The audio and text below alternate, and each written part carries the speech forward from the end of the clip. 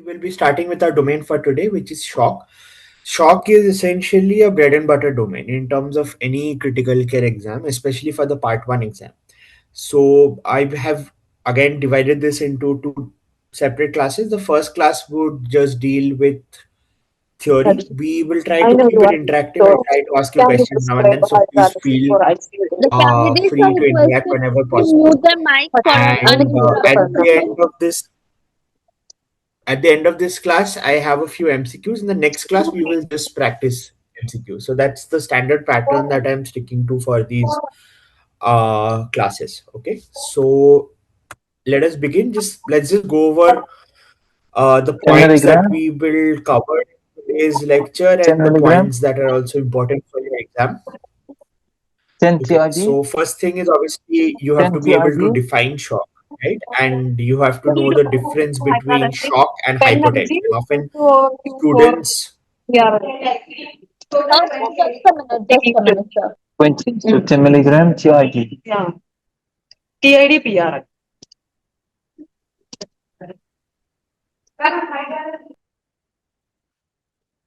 okay, so often students are unclear about the difference between shock and hypotension. That should be absolutely clear right from the beginning. Before we get into this topic, I'll discuss about that. You should be able to classify shock into different categories, know how you differentiate between these on the bedside and how you manage these, right? You should be able to distinguish the clinical signs of shock in general and of the different etiologies of shock, and also use of focus in different kinds of shock is coming up in a major way. They will discuss about that. The different management strategies, what is the same and what is different in the different kinds of shock. So oxygenation, access, monitoring fluids, vasopressors, what is our first line vasopressor, what would be our second line vasopressors, what vasopressors are not used anymore, inotropes, when do we use inotropes, right? And also treatment of the particular cause. And we'll be looking at certain common EDIC exam traps when it comes to these etiologies of shock. Okay, so just before we get into the topic, we have a patient here who's a 68-year-old with community acquired pneumonia, a very common subset of patient that we get in our ICUs. This patient is confused, tachycardic, making less urine. Okay, BP is borderline 105/62, lactate is 4.2, and the blood gas is showing, let's say, a higher 9-gap metabolic acidosis. Okay, so question for the class: is this patient in shock? It's yes or no? Yes, Yes. Okay, very good. And why is this patient in shock? Lactate is raised, oliguria is there, tachycardia is there, CNS symptom is there. Right. So basically, there is an end organ hypoperfusion, right? So that is the crux of this topic. So basically, you need to have an end organ hypoperfusion for you to label that the patient is in shock.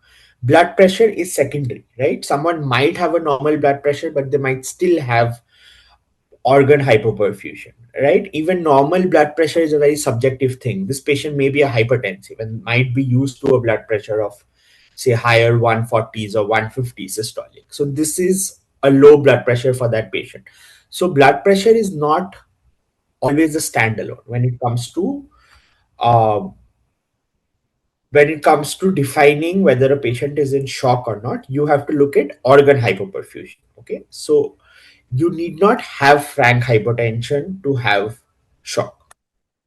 Okay, so shock is essentially acute circulatory failure, which is causing an inadequate tissue oxygen delivery or an impaired oxygen utilization, right? So either there's a problem with delivery, or there's a problem with utilization, or there's a problem both with delivery or utilization. So ultimately, it results in dysoxia of the cells, right? It results in organ failure. And if untreated, obviously, it causes multi organ failure, which causes death. So, hypotension by and large is associated with shock, but the important take home message that is that it is not mandatory, right? Especially early in shock, you might have compensatory mechanisms in the body which are maintaining a so-called normal blood pressure, but the patient might have already developed end organ hypoperfusion. So this is the concept of a compensated shock, which is also very important to pick up, where you might have a preserved blood pressure basically because of your sympathetic compensation. So your tachycardia could somehow be maintaining an adequate cardiac output to maintain the blood pressure, right? But you might still have an organ hypoperfusion. So this is the early stage of a compensated shock. If you don't pick it up and treat it, it'll obviously go on to hypotension with shock, which is a decompensated shock. Certain physiological determinants of perfusion which are very important to understand the pathophysiology and also the management of shock.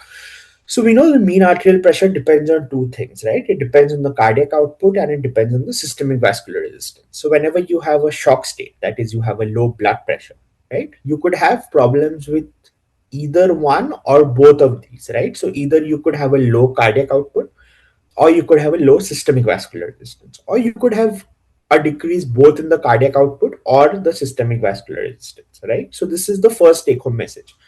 So it has to be a problem either with either of these.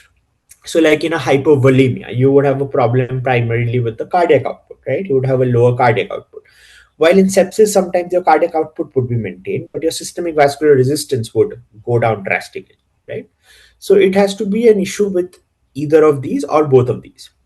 So we know the cardiac output also has two determinants, the heart rate and the stroke volume. So again, for your cardiac output to decrease, either you would have a low stroke volume or you would have to have a low heart rate, right? Or both, or a heart rate which is inappropriately low compared to the stroke volume.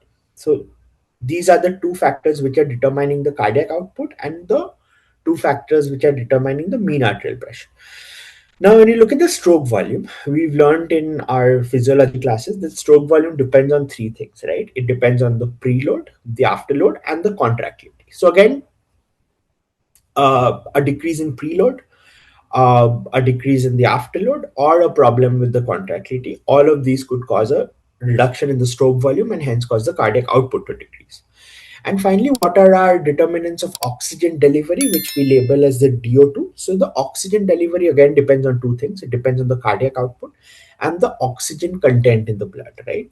So if you have a normal oxygen content, but your cardiac output goes down, your delivery can be hampered.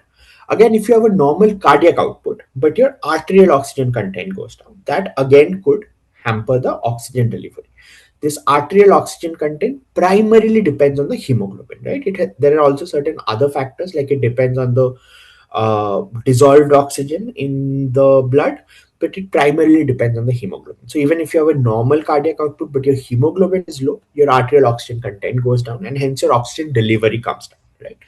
So shock occurs whenever there is basically an inadequacy in terms of the oxygen that the tissue requires and the oxygen that is delivered to the tissue. So either you have a normal demand, right? You have normal tissues which are demanding a normal amount of oxygen, but your oxygen supply is reduced for some reason. It could be like a hypoxia, it could be a hypovolemia, or you have a tissue demand which is raised for some reason, like let's say a sepsis, right, where your tissue oxygen demand would be very high.